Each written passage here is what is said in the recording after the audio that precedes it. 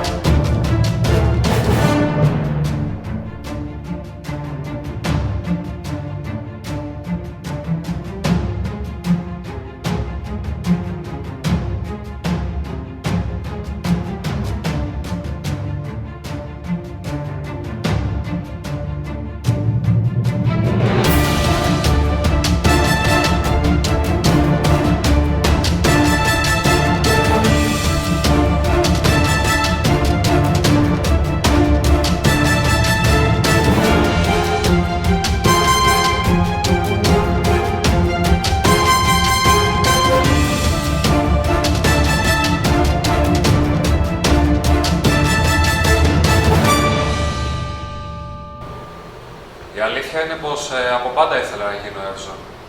Με ενθουσίαζε ανέκαθεν το αγέροχο βλέμμα, η πειθαρχία, ο επιβλητικός βηματισμός, ο θόρυβος από τα τσαρούχια να σκάνε κάτω στο τσαρουχόδρομο. Έχοντας όλα αυτά στο νου και δεδομένου ότι πληρούσα όλα τα κριτήρια, δεν δίστασα να βγω μπροστά στην επιλογή από τον αξιωματικό της Προεδρικής Φρουράς στο κέντρο νεοσυλλέκτων και να κυνηγήσω αυτό το όνειρό μου. Η εκπαίδευση ήταν από την πρώτη μέρα πάρα πολύ δύσκολη, καθώς περιλάμβανε καθημερινή γυμναστική, ευζωνικές ασκήσεις ακριβίας, ευζωνικό βηματισμό και ακινησία, η οποία ξεκίνησε από τα 20 λεπτά και έφτασε μέχρι και τις 2 ώρες.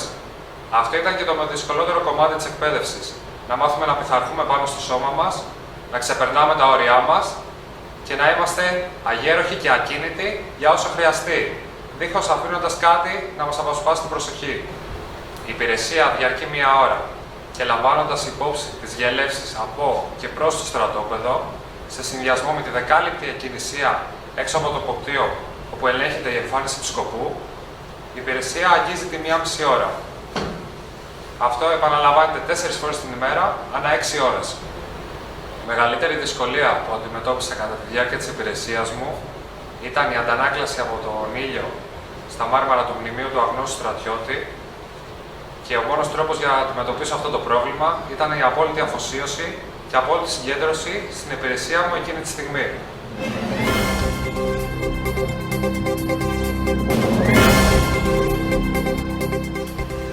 Η αποστολή της Προεδρικής Φρουράς είναι η τιμητική φύλαξη του μνημείου του άγνωστου στρατιώτη, του Προεδρικού Μεγάρου, αλλά και του δικού τους στρατοπέδου, του στρατοπέδου της Προεδρικής Φρουράς που βρίσκεται επί της Ιερόδου του Αττικού. Αυτά συμβαίνουν και λειτουργούν καθημερινά. Κατά τα άλλα, κάθε εβδομάδα, τις Κυριακές και τις επίσημες αργίες της χώρας, έχουμε την έπαρση και την υποστολή της σημαίας στον Ιερό Βράχο της Ακρόπολης.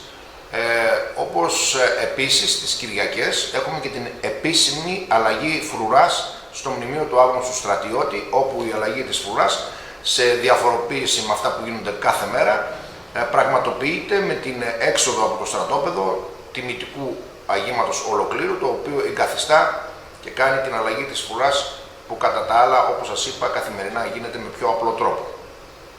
Αυτά όμως θα μπορούσε να πει κανείς ότι είναι η καθημερινότητα και οι τακτικές υποχρεώσεις της φρουράς, οι οποίες βεβαίως και συμπληρώνονται και από διάφορα τιμητικά αγήματα που συγκροτούνται κατά την επίσκεψη ηγετών χωρών και σε κάποιες άλλες εορταστικές εκδηλώσεις υψηλού επίπεδου, όπου βεβαίως σε κάθε περίπτωση παρίσταται ο Πρόεδρος της Δημοκρατίας. Όμως, αν θέλουμε να προσεγγίσουμε την αποστολή της φρουράς και να δούμε όλο το εύρος της ύπαρξής της, θα έπρεπε κυρίως και πρωτίστως να εστιάσουμε στο συμβολικό της ρόλο. Η Προεδρική Φρουρά είναι ένα σύμβολο. η εικόνα της φρουράς, η εικόνα των ευζώνων, η εικόνα των τζολιάδων συγκροτημένων σε σύνταγμα και σε τακτική ομάδα συμβολίζει το έθνος. Εκεί ουσιαστικά προσδιορίζεται, αρχίζει και ολοκληρώνεται η αποστολή της προεδρικής φρουράς. Ο σκοπός της δηλαδή ως σύμβολο είναι να δίνει την αίσθηση και την ψυχολογία της αποδοχής, του σεβασμού και της εθνικής υπερηφάνειας σε κάθε Έλληνα όταν αντικρίζει μικρό ή μεγαλύτερο μέρος του αγήματος της προεδρικής φρουράς. Κατά τα άλλα και σε ό,τι αφορά όλους τους ανθρώπους οι οποίοι μπορεί και να μην είναι Έλληνες, προκαλεί στοιχεία θαυμασμού για το ελληνικό σύμβολο, δεδομένου ότι η εμφάνισή της, η στολή της, οι ασκήσεις ακριβίας και οι κινήσεις ακριβίας οι οποίες εκτελούν κατά την εκτέλεση της φρούρησης και του καθήκοντός τους είναι πραγματικά εξαιρετικές και είναι αξιοθαύμαστες για τον κάθε άνθρωπο και είναι απόλυτα πλεονεκτικές σε σύγκριση με οποιαδήποτε άλλη φρουρά του κόσμου. Υπ' αυτή την έννοια, η φρουρά πραγματικά έχει μια ιδιαίτερη αξία, αυτή την αξία του συμβολισμού που αν κανείς το συνδυάσει με τα σύγχρονα συμβαίνοντα στη χώρα μας, αντιλαμβανόμαστε ότι η αξία των συμβόλων και η ανάγκη της ύπαρξής τους είναι ακόμη μεγαλύτερη. Εμείς ως Προεδρική Φρουρά φροντίζουμε, ως στρατιωτικό γραφείο που έχει υπό τα διαταγάς του την Προεδρική Φρουρά, φροντίζουμε να δίνουμε πάρα πολύ ευρεία εφαρμογή, αν μου επιτρέπετε να χρησιμοποιήσω αυτή τη λέξη, στην εκτέλεση της αποστολής της Προεδρικής Φρουράς και έτσι πολύ απλά να το πω, φροντίζουμε η παρουσία της φρουράς να είναι πολύ πιο συχνή, πέρα από αυτά που προανέφερα μέσα στις καθημερινές υποχρεώσεις της, να εμφανίζεται στον κόσμο πολύ πιο συχνά και όχι μόνο εντός του ελληνικού χώρου αλλά και στο εξωτερικό, ιδιαίτερα βεβαίως στα σημεία όπου υπάρχει ομογένεια και όπου η φρουρά προσκαλείται. Ο δικός μας στόχος είναι να δίνουμε την ευκαιρία σε κάθε Έλληνα, σε κάθε μικρό παιδί Ελληνόπουλο, έστω και τρίτης και τέταρτης γενιάς, όσο μακριά και όσες χιλιάδες μίλια μακριά και αν βρίσκεται από την πατρίδα, να φροντίσουμε, να του δώσουμε και να του πόσουμε μέσα στο μυαλό του και στη μνήμη του την εικόνα του Εύζωνα, την εικόνα του Τζολιά, με άλλα λόγια την εικόνα της πατρίδας. Αυτό θεωρούμε ότι είναι μια πάρα πολύ μεγάλη επένδυση, είναι μια πάρα πολύ χρήσιμη σπορά, διότι το σίγουρο είναι ότι κάποια στιγμή μέσα από τέτοιες κινήσεις η πατρίδα θα θερήσει.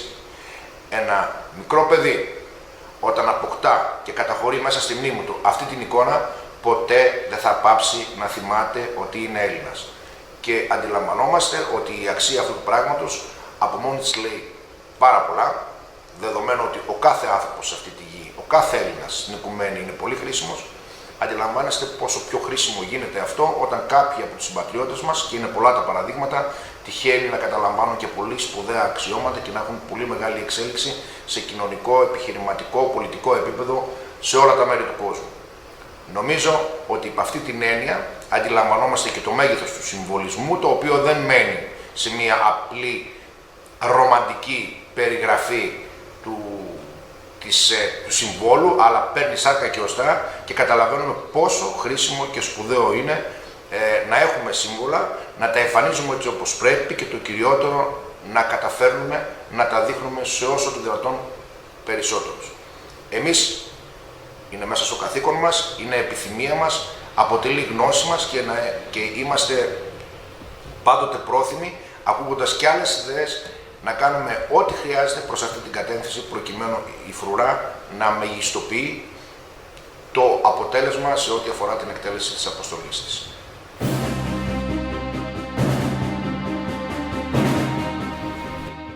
Ένας σπουδαίος πατριώτης, ο οποίος δυστυχώς έφυγε ευνηδιαστικά από κοντά μας, κύριος Χαΐτογλου, ήταν ο άνθρωπος ο οποίος εμπνεύστηκε και θέλησε να δημιουργήσει μία έκθεση η οποία θα αναφέρεται στις στολές που κατά καιρούς χρησιμοποίησε η Προεδρική Φρουρά στο διάβα της ιστορίας της, η οποία του χρόνου ηρίσσεμε παρόδο συμπληρώνει 150 χρόνια. Τι έκανε λοιπόν ο κύριος Χαΐτογλου? Συνεργάστηκε με κάποιο ιστοριολόγο επιστήμονα του είδους, αλλά ταυτόχρονα και καλλιτέχνη, ο οποίος εργάζεται για το Πολεμικό Μουσείο της Ελλάδος. Αυτός ο άνθρωπος έκανε μια πολύ μεγάλη έρευνα, εντόπισε το σύνολο των στολών που χρησιμοποίησε κατά τη διάρκεια της ιστορίας της, όπως προείπα, η Προεδρική Φρουρά, και εφόσον τις προσδιορίσε απόλυτα, τις καλλιτέχνησε, τις ζωγράφισε μία-μία. Το σύνολο των πινάκων με τις στολές της Προεδρικής Φρουράς, που είναι ακριβώς και το πραγματικό νούμερο των στολών που χρησιμοποιήθηκαν, είναι 38, και μάλιστα, να το πούμε και αυτό, υπάρχουν άλλες 2 στολές οι οποίες χρησιμοποιήθηκαν και από άλλα συντάγματα, αλλά και από την Προεδρική Φρουρά, οπότε στο σύνολο έχουμε τις 35 καθεαυτού στολές, τις 38 συγγνώμη, καθεαυτού στολές της Προεδρικής Φρουράς, συν τις 2. Άρα έχει δημιουργηθεί μια συλλογή με 40 πίνακες εξαιρετικούς, οι οποίοι ανταποκρίνονται με απόλυτη ακρίβεια στις πραγματικές λεπτομέρειες και πραγματική εικόνα των στολών της Προεδρικής Φρουράς, οι οποίες συναποτέλεσαν το αντικείμενο μιας έκθεσης, παύλα εγγένεια, η οποία πραγματοποιήθηκε πριν περίπου 1,5 χρόνο στην Προεδρική Φρουρά. Μάλιστα στα εγγένεια παρίστατο και η αυτού εξοχότης ο Πρόεδρος της Δημοκρατίας. Αυτή η έκθεση έχουμε ήδη φροντίσει να διαμορφωθεί και τέλος πάντων να τακτοποιηθεί κατά τέτοιο τρόπο ώστε να είναι εύκολα μεταφερόμενη, και η πρόθεσή μας είναι να ταξιδέψει σε διάφορα μέρη της Ελλάδος αλλά και του κόσμου, προκειμένου να μπορέσουν να την απολαύσουν όσο το δυνατόν περισσότεροι Έλληνες. Νομίζω ότι αυτό είναι και από ιστορικής πλευράς ένα πολύ ωραίο και εύπεπτο οδηπορικό μέσα στην ιστορία της Προεδρικής Φρουράς δια των στολών της, δεδομένου ότι ο κάθε πίνακας έχει και μια περιγραφή για τη χρονολογία που χρησιμοποιήθηκε. Κατά συνέπεια, το σύνολο των πινάκων αποτελεί ουσιαστικά μια εύπεπτη εικόνα της ιστορικής διαδρομής της Προεδρικής Φρουράς, και αυτό νομίζω ότι είναι ένας τρόπος ο οποίος είναι πολύ ελκυστικός και εύπεπτος, ώστε ο κάθε Έλληνας εντός και εκτός Ελλάδος να μπορέσει εύκολα να αντιληφθεί και να δει λεπτομέρειες για την Προεδρική Φρουρά, τις οποίες ενδεχομένως δεν θα γνώριζε. Γι' αυτό το λόγο το θεωρούμε πάρα πολύ σημαντικό και σπουδαίο, και τιμούμε με αυτόν τον τρόπο και τη μνήμη, αναφέροντας τον δωρητή και τον εμπνευστή όλης αυτής της ιδέας, τον κύριο Χαΐτογλου, τιμούμε και τη μνήμη του. Ευχαριστώ πολύ.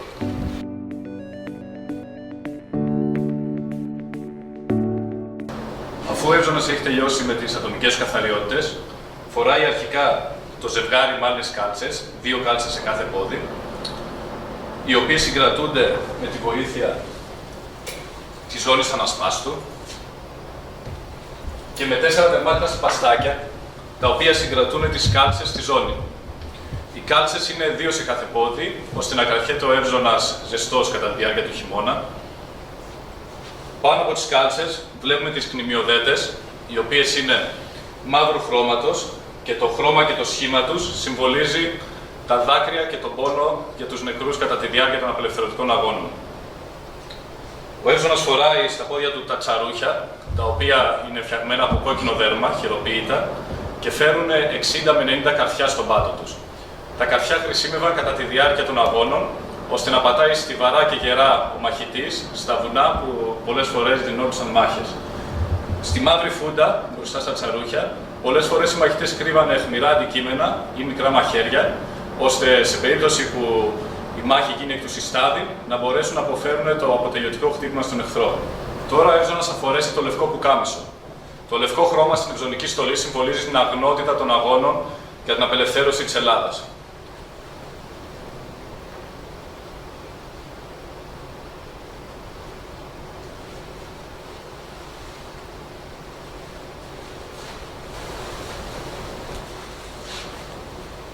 Χαρακτηριστικό του πουκαμίσου είναι τα μακριά μανίκια.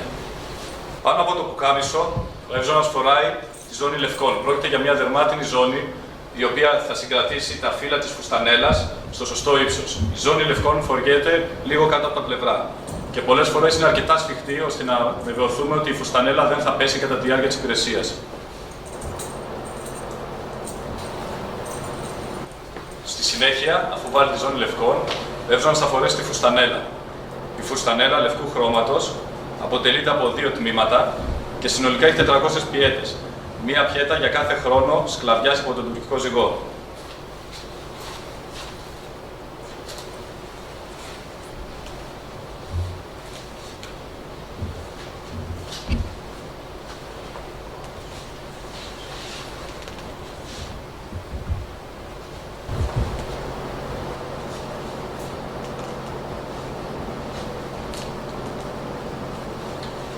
Οι εύζωνες πρέπει να βεβαιωθούν ότι τα φύλλα θα μπουν στο σωστό ύψος ώστε να μην ξεχωρίζουν μεταξύ τους και να μην φαίνεται ότι αποτελείται από 2 τμήματα φουστανέλα. Πάνω από τη φουστανέλα, ο εύζωνας θα φορέσει τα κρόσια. Τα κρόσια είναι γαλανόλευκου χρώματος, όπως και τα χρώματα της ελληνικής σημαίας.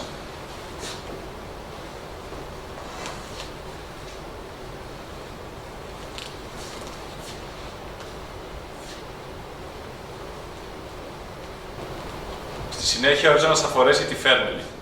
Η φέρμελη είναι κατασκευασμένη στο χέρι με σπάνια παραδοσιακή τεχνική και απαιτεί πολλούς μήνες για την κατασκευή της.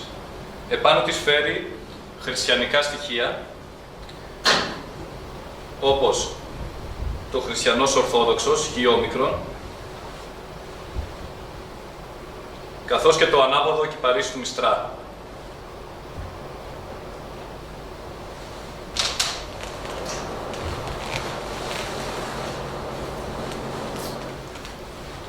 Πάνω από τη φέρμελη, ο εύζωνας φοράει τη ζώνη λουστρινίου. Η ζώνη λουστρινίου είναι μια δερμάτινη ζώνη που έχει προσαρμοσμένες 2 φυσικιοθήκες και μια ξυφοκρεμάστρα. Αν και αποτελεί μικρό κομμάτι της ευζωνικής στολής, έχει πολύ μεγάλη σημασία, καθώς από αυτήν παίρνει το όνομά της ο εύζωνας, που σημαίνει καλά ζωσμένος στρατιώτης. Τελευταίο κομμάτι της ευζωνικής στολής είναι το φάριο. Το κόκκινο χρώμα συμβολίζει το αίμα των πεσόντων κατά τη διάρκεια των απελευθερωτικών αγώνων, ενώ το μαύρο θύσανο από μετάξι συμβολίζει τον πόνο και τα δάκρυα για τους νεκρούς.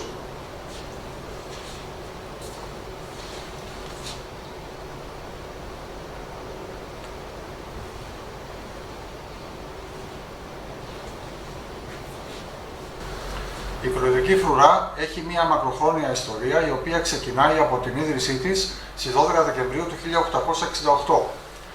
Από τότε έχει μετασχηματιστεί αρκετές φορές, λαμβάνοντας την τελική της μορφή και ονομασία από το 1974 και μετά. Εν τούτης, έχει κρατήσει αναλύωτη την αποστολή της, όσο και τα κύρια ποιοτικά της χαρακτηριστικά. Η μονάδα εκτελεί με υποδειγματικό και απόλυτο τρόπο την αποστολή της 150 χρόνια τώρα. Ως διοικητής της προεδρικής φρουράς, της μονάδας πρότυπο της Προεδρίας της Δημοκρατίας και της πατρίδος μας, νιώθω ιδιαίτερα υπερήφανος και έχοντας την αίσθηση του καθήκοντος και της τιμής, δηλώνω ότι θα συνεχίσουμε να λειτουργούμε πάντοτε έτσι και είμαι σίγουρος ότι η υποδειγματική αυτή λειτουργία της μονάδος αποτελεί την καλύτερη παρακαταθήκη έτσι ώστε να συνεχίσουμε να εκτελούμε την αποστολή μας και στο μέλλον με τον ίδιο απόλυτο τρόπο.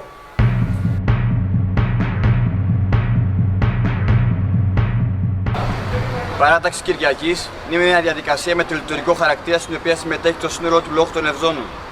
Αρχικά αποδίδονται ιδέες στη μέση στην πολεμική σημαία της μονάδας του στρατοπέδου και εν συνεχεία η φρουρά μετά από μια διέλευση επί της Ρόδου Αττικού και Βασιλής Σοφίας καταλήγει στο μνημείο του άγνωστου στρατιώτη, όπου αποτείεται ο ελάχιστος φόρος τιμής στους νεκρούς ήρωες του έθνους μας υπό την ανάκτηση του εθνικού ύμνου. Προς παρέλαση, οδηγός δεξιά, εμπρός, πάρε!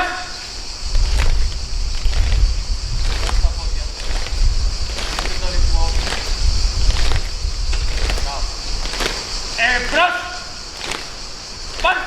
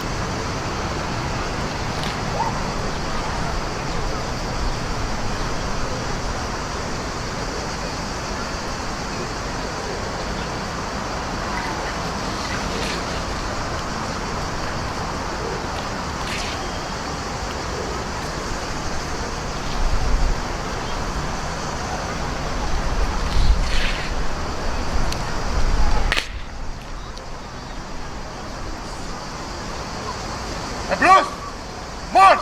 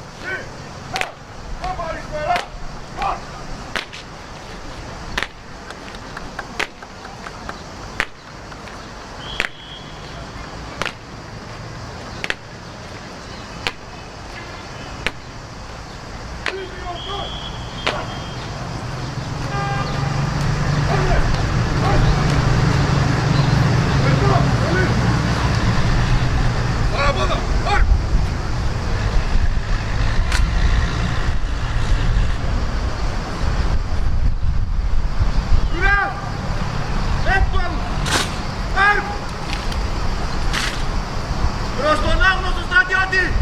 Παρουσιάστε! Αρ!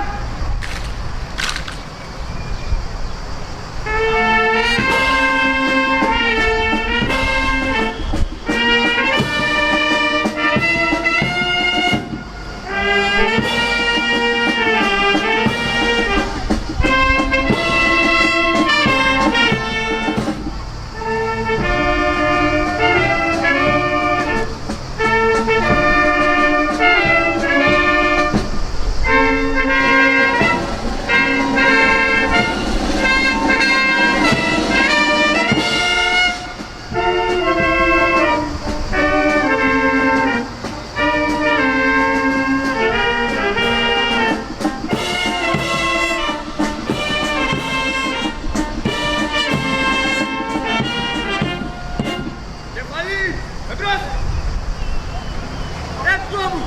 Arma! Inacreditável!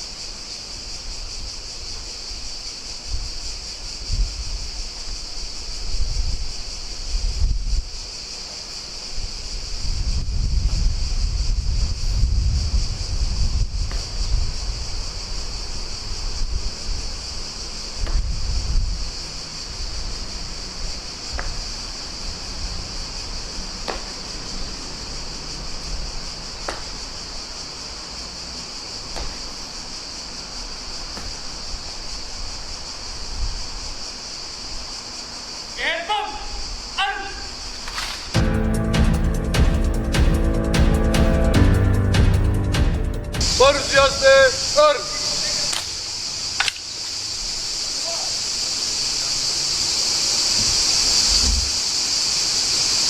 Επόμενο άρμη.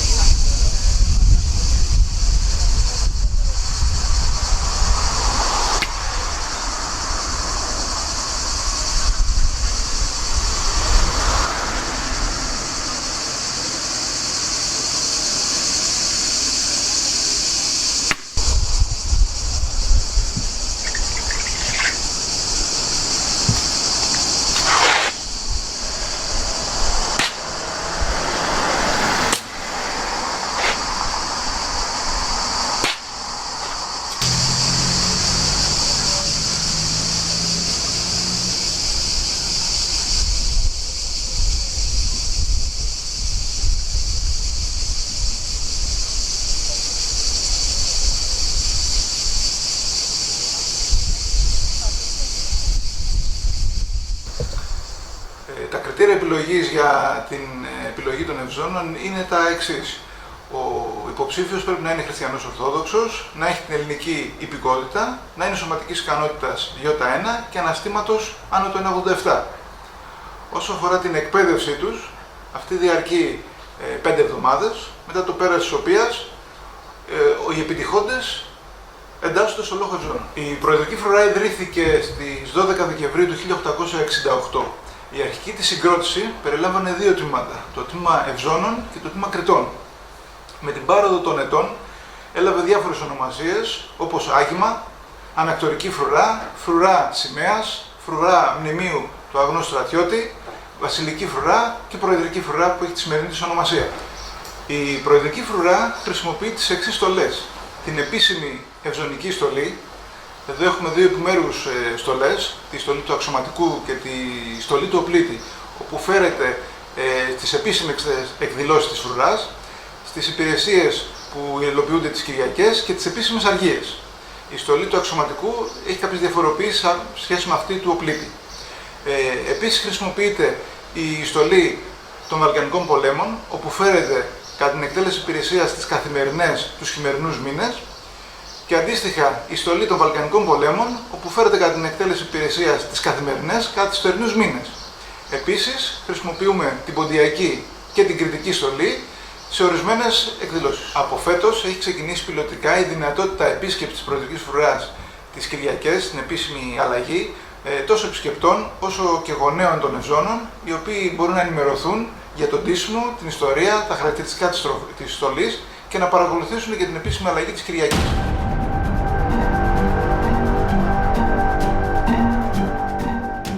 Η εκπαίδευση των ευζώνων χωρίζει σε 2 φάσεις. Η πρώτη και η πιο δύσκολη φάση είναι αυτή όπου οι κληρωτοί οπλίτες θα πρέπει να θρέψουν τις ψυχικές τους δυνάμεις, ώστε για να υπερνικήσουν αυτές του σώματος και να ονομαστούν εν γέννη εύζωνες. Η δεύτερη φάση είναι η εκπαίδευση του λόγου των ευζώνων, χαρακτηριστικά της οποίας είναι η καθημερινή σωματική αγωγή, οι ασκήσεις ενόπλου και αόπλου στρατιώτη και οι ασκήσεις παρελάσεων. Ο καρπός στασμένος, ο ακόραστος στη γωνία, κρατάμε καλά τα όπλα. Δείχνει χαιρετάει, δείχνει πέφτει, το χέρι κολλημένο στα πλευρά. Το πόδι σκόντο στο οριζόντιο, βαστένος ο καρπός. Πατάμε σταθερά, μην κάνουμε ισορροπία.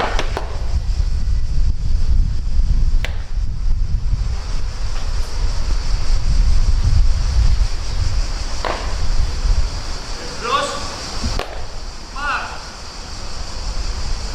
Εμπρός, μαρ. Σεντώνει, κράτημα εκεί κάποια δευτερόλεπτα, πετάει, κλείνει, πέφτει. Δεδομένο το χέρι.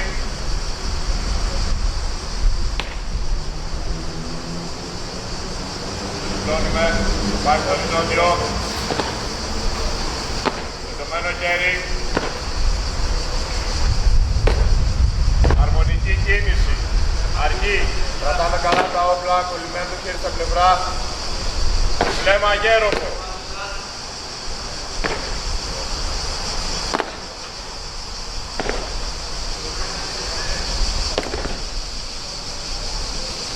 Δείχνει, χαιρετάει, δείχνει, πέφτει. Πατάμε σταθερά, μην κάνετε ισορροπία. Ο καρπός στασμένος, το χέρι τεντωμένο.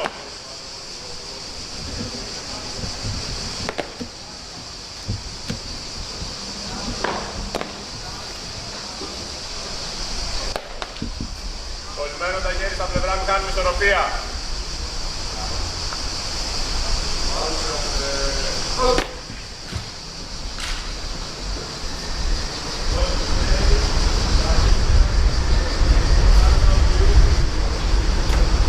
Παρουσιάστε!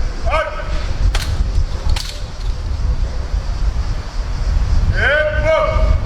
Άρκη!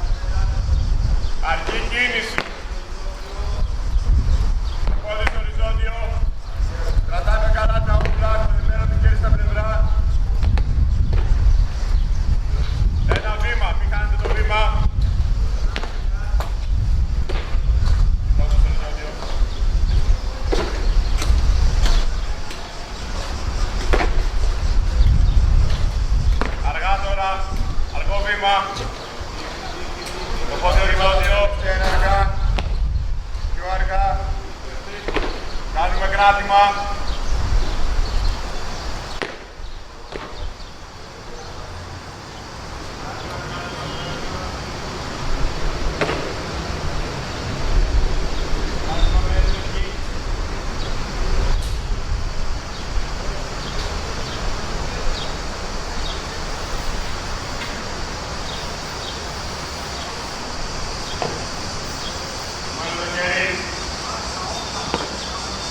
Κρατήστε το όπλο.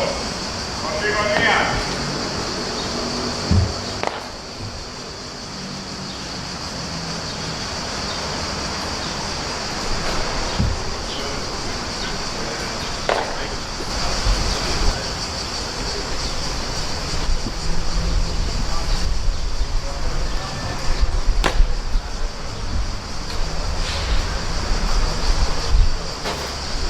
Βάστε τον καρπό μπροστά, τον δώστε τα χέρια σας. Κρατήστε καλά τα όπλα.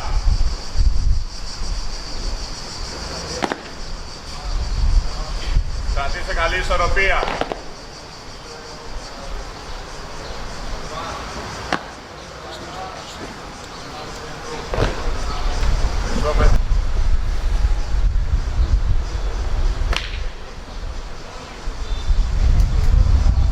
Το πόδι στο οριζόντιο. Θα δώξε δίπλωμα. Πατάμε σταθερά να μην χαθεί η ισορροπία. Κρατήστε καλύτερα τα όπλα. Το χέρι είναι τομένο.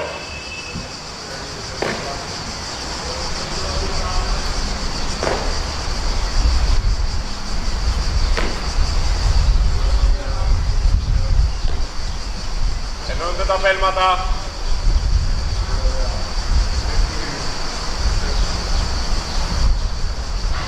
Το χέρι κολλημένο στα πλευρά.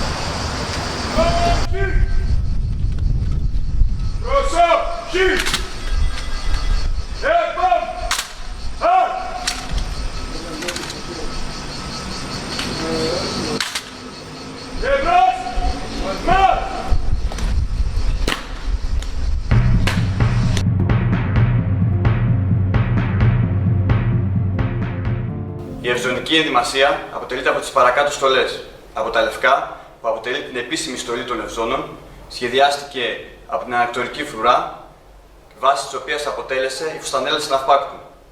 Ο θερινός δουλαμάς, ο οποίος χρησιμοποιήθηκε στους Βαλκανικούς αγώνες, και ο χειμερινός, χαρακτηριστικό των αγωνιστών του Μακεδονικού αγώνα. Εν τέλει, έχουμε τις παραδοσιακές στολές του Πόντου και της Κρήτης ως αναγνώριση της συμβολής αυτών των περιοχών στους εθνικούς αγώνες. Σας παρουσιάσουμε τη στολή του αξιωματικού της Προεδρικής Φρουράς. Η στολή αποτελείται από 10 κομμάτια. Πρώτο κομμάτι είναι η φουστανέλα. Είναι λευκή, από βαμβακερό ύφασμα. Έχει 200 φιλαράκια που καταλήγουν σε πιέτες. Έχει σούρα στη μέση, χειροποίητη. Και έχει άλλο ένα κομμάτι. Ενώνεται με αυτά εδώ τα κλιπάκια στη μέση του αξιωματικού και έρχεται στο νούμερο που είναι η μέση. Μετά, ο αξιωματικός από κάτω φοράει ένα παντελόνι, το οποίο είναι αυτό, κόκκινο χρώμα.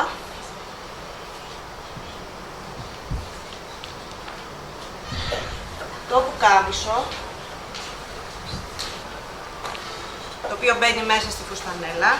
Είναι πάρα πολύ φαρδί, έχει φαρδιά μανίκια, δύο όμως, δύο μανίκια, ένα στενό και ένα φαρδί και ένα πάρα πολύ ωραίο μεγάλο φαρδί γιακά. Όλο αυτό ζώνεται στη μέση με τη ζώνη, η οποία ζώνη έχει τη φυσικιοθήκη που έχει επάνω τον Άγιο Γεώργιο, που είναι του στρατού, προστάτης του στρατού. Από πάνω φοράμε τη φέρμελη. Η φέρμελη είναι το πιο βασικό στοιχείο της στολής του αξιωματικού. Όπως βλέπετε έχει χρυσοκλωστή, κεντήματα στα μανίκια, λεπτομέρειες πολλές, πολλά κουμπάκια και ωραία κεντήματα στην πλάτη.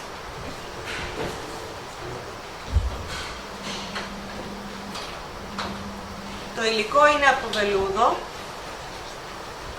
παμπακερό, σε κόκκινο χρώμα, βυσσινή, και η χρυσοκλωστή δεν είναι πια η παλιά χρυσοκλωστή όπως ήταν παλιά, αλλά έχει λίγο αλλάξει το υλικό λόγω ότι δεν βγαίνουν πια αυτά τα υλικά. Μετά έχουμε τα τουφλούκια. Αυτά μπαίνουν στο πόδι του αξιωματικού. Είναι στολίδι της στολής, στολίζει το πόδι και μπορεί να χρησιμοποιούνται και σαν προστατευτικό της γάμπας. Το μποτάκι μπαίνει κάτω, αφού το φορέσει αξιωματικός, είναι κάπως έτσι αυτό το αποτέλεσμα που βγαίνει. Επίσης φοριέται εδώ και η καλτσοβέτα. Οι φουντίτσες είναι στο πίσω μέρος και η καλτσοβέτα με το κορδονάκι στο μπροστινό μέρος. Κάπως έτσι.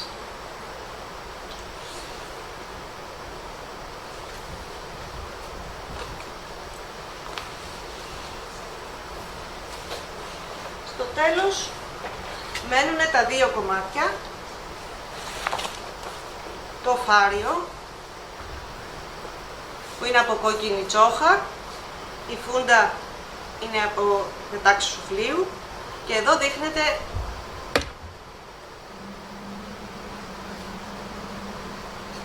δείχνεται ο βαθμός του αξιωματικού. Έχουμε χρυσό κέντημα, το οποίο είναι και αυτό χειροποίητο, και το κορδόνι επίσης. Τελευταίο είναι το σπαθί.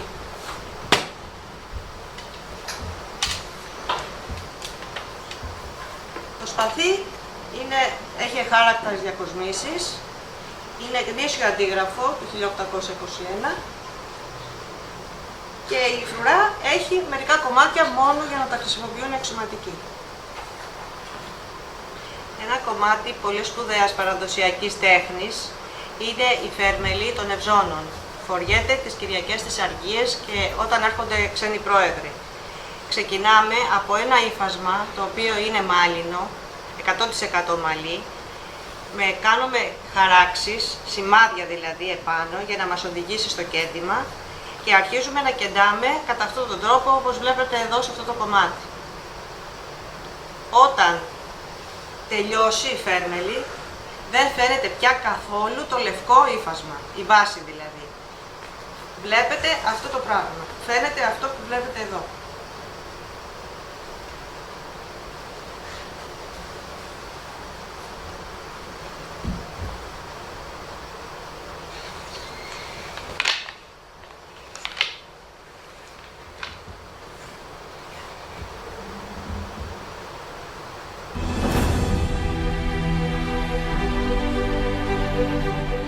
Καλώς ήρθατε στο εργαστήριο της Προεδρικής Φρουράς. Εδώ είναι το μοναδικό εργαστήριο.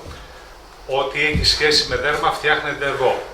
Φτιάχνουμε το τσαρούχι που βλέπετε, φτιάχνουμε τη λευκή μπότα των κριτικών, φτιάχνουμε τη μαύρη των ποντίων, φτιάχνουμε το μποτάκι των αξιωματικών, φτιάχνουμε τη ζώνη ανάσπαστο, φτιάχνουμε κάποια ζώνη λουστρινίου.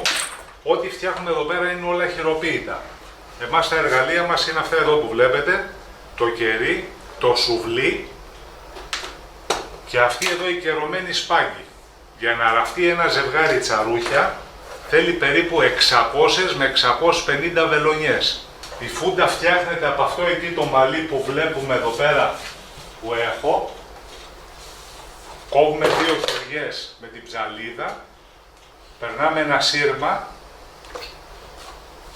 δένεται η φούντα όπως βλέπετε από εδώ, από εκεί. Με την ψαλίδα εμείς που έχουμε εδώ την κουρεύουμε και της δίνουμε τη μορφή που βλέπετε. Φημολογείται παλιά οι προγόνοι μας βάζανε κάποια κρυφά μαχαίρια μέσα εδώ στη φούντα και την ώρα που πολεμάγανε στήθος με τον αντίπαλο του έριχνε μια κλωτσιά και τον κάρφωνε. Λοιπόν, εδώ κάνουμε συντήρηση τώρα της φρουράς. Αυτό ήρθε το πρωί, το τσαρούχι. Ήταν ξυλωμένο εδώ. Εδώ τώρα το τρυπάω εγώ με το σουβλί. Και ράβουμε με τους καιρωμένους φάγκους. Εμείς προσπαθούμε να τα κρατήσουμε εδώ πέρα περίπου στα 5-6 χρόνια με τη συντήρηση που τους κάνουμε στα τσαρούχια. Η δουλειά μας εμάς εδώ είναι χειροποίητη, όλοι στο χέρι. Εμείς εδώ δεν έχουμε μηχανές, μηχανές είναι τα χέρια μας που βλέπετε.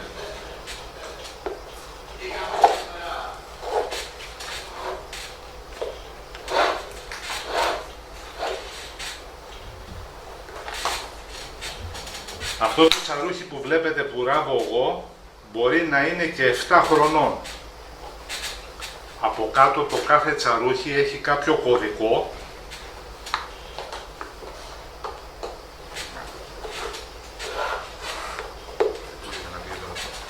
Λοιπόν, θα δείτε εδώ έχει κάποιο κωδικό, αυτό εδώ είναι 397 κωδικό, είναι 7 χρονών.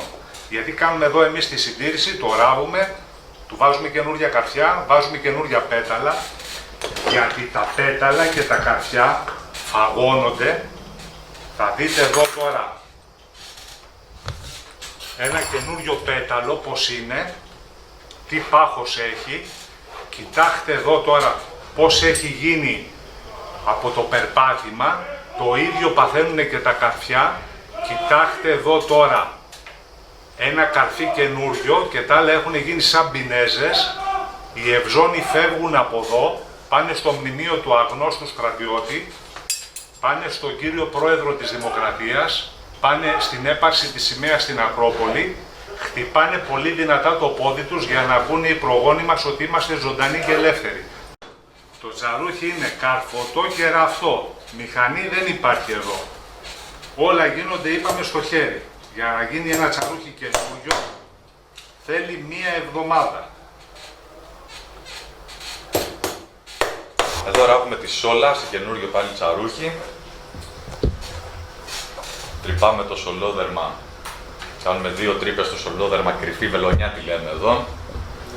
Σε λίγο, άμα δείτε τις προηγούμενες, δεν φαίνεται όπου έχει περάσει η κλωστή. Εδώ είναι καινούρια η τρύπα που έχει γίνει για να γίνει καινούρια βελονιά. Έτσι ώστε να κλείσει και να πάρει τη φόρμα η σόλα να γίνει το καινούριο του τσαρούχι. Μία φορά εύσον, για πάντα εύσον.